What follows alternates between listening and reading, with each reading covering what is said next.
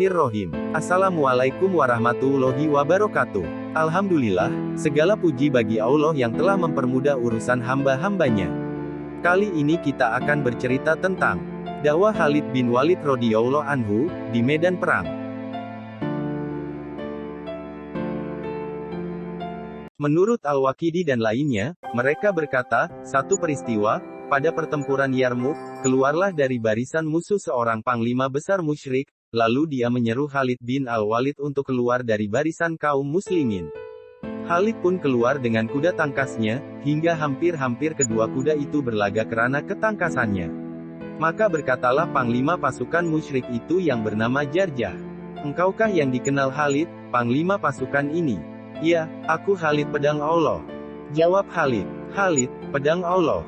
tanya Jarjah lagi. "Ya," jawab Khalid. "Dan engkau siapa?" "Aku Jarjah, panglima perang." "Apa maksudmu memanggil aku ke sini?" tanya Khalid. "Hai Khalid, bicaralah yang benar, dan jangan berdusta. Sebab orang yang merdeka itu tidak berdusta. Dan jangan pula engkau menipuku, karena orang yang berkedudukan seperti engkau ini tidak akan menipu yang lain, apalagi bila hal itu ada pertaliannya dengan Allah." Jarjah ingin menguji kejujuran Khalid. "Baiklah," jawab Khalid. "Aku akan berkata benar dan menjawab sesuai dengan kehendakmu. Engkau mengaku diri sebagai pedang Allah, bukan?" tanya Jarjah. "Ya," jawab Khalid pendek. "Apakah Allah telah menurunkan pedang itu dari langit kepada utusan kamu, lalu dia menyerahkan pedang itu kepadamu, dan engkau tidak akan menghunuskan kepada sesiapapun, melainkan engkau akan mengalahkannya?" Jarjah meminta penerangan dari Khalid. "Tidak," jawab Khalid pendek lagi. "Oh, tidak," Jarjah mengejek. "Jadi bagaimana engkau dipanggil sebagai pedang Allah? Bukankah itu ajaib sekali?" Jarjah menambah lagi. "Tidak ajaib, jika engkau mendengar cerita yang sebenarnya," jawab Khalid. "Kalau begitu ceritakanlah kepadaku," pinta Jarjah. "Sekarang dengarlah ceritanya, sesungguhnya Allah telah mengutus kepada kita utusannya, lalu beliau mengajak kami memeluk Islam, tetapi kami menjauhkan diri darinya, dan kami sekalian menyingkirkannya.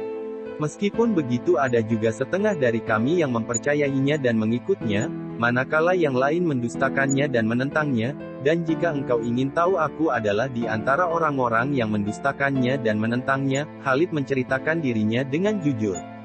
"Sesudah itu," tanya Jarjah yang mendengar dengan penuh minat, "kemudian Allah telah melembutkan hati kami, dan membukakan pemikiran kami, lalu kami diberinya petunjuk untuk memeluk Islam, dan kami pun memberikan kesetiaan kami kepadanya." Khalid berdiam sebentar mengenang dirinya di masa lalu.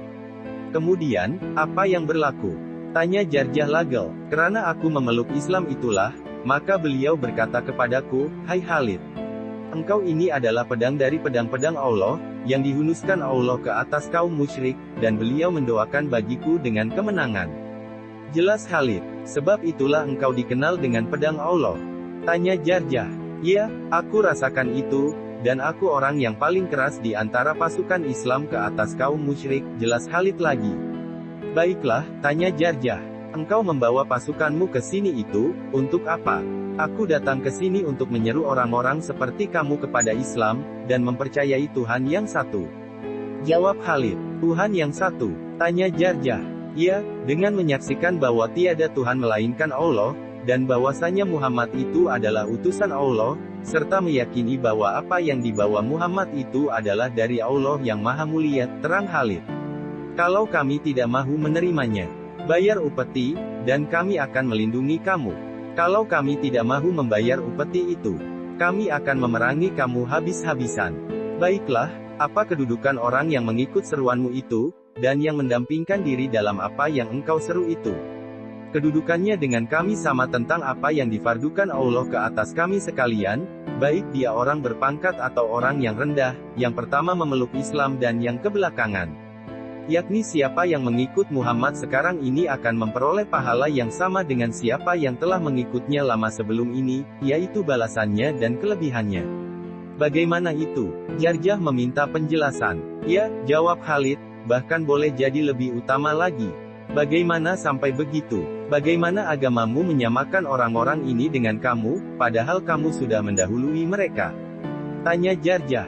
Mudah saja, jawab Khalid. Kita orang-orang yang terdahulu memeluk Islam secara terpaksa, karena kita telah menentangnya sebelum itu.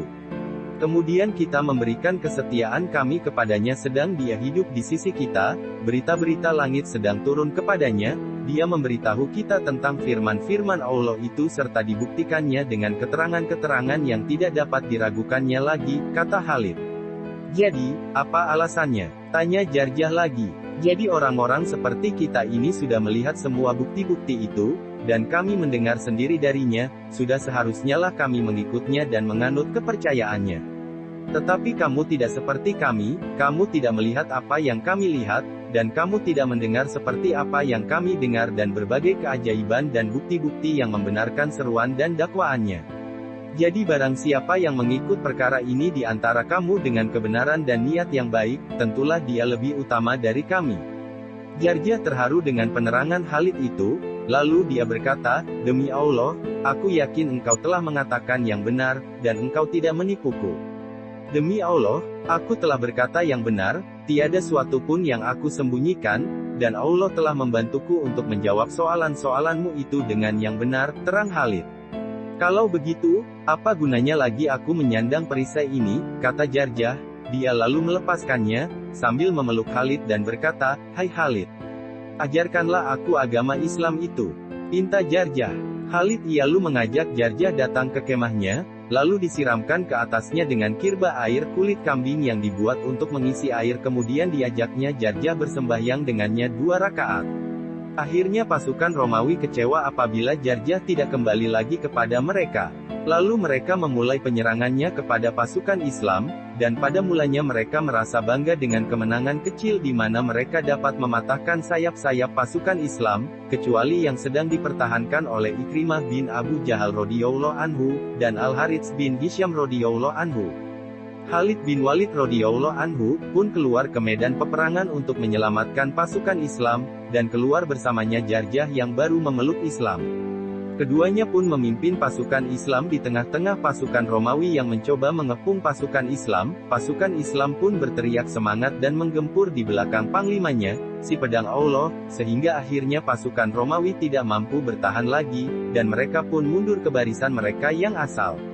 Khalid terus berjuang pedang dengan pedang bersama-sama pasukan Islam yang telah kembali semangat perjuangannya, sedang Jarjah turut berjuang sebelah menyebelah dengan pasukan Islam dari sejak tengah hari hingga matahari akan terbenam, dan masuk waktu maghrib, pasukan Islam bersembahyang salat zuhur dan asar secara menunduk-nunduk saja karena hebatnya pertarungan yang berlaku di antara dua pihak itu. Akhirnya Jarjah, moga-moga Allah merahmatinya, gugur syahid setelah mendapat luka-luka berat, dan dia tidak bersembahyang kepada Allah selain 2 rakaat yang dikerjakannya dengan Khalid radhiyallahu anhu, ketika dia memeluk Islam itu.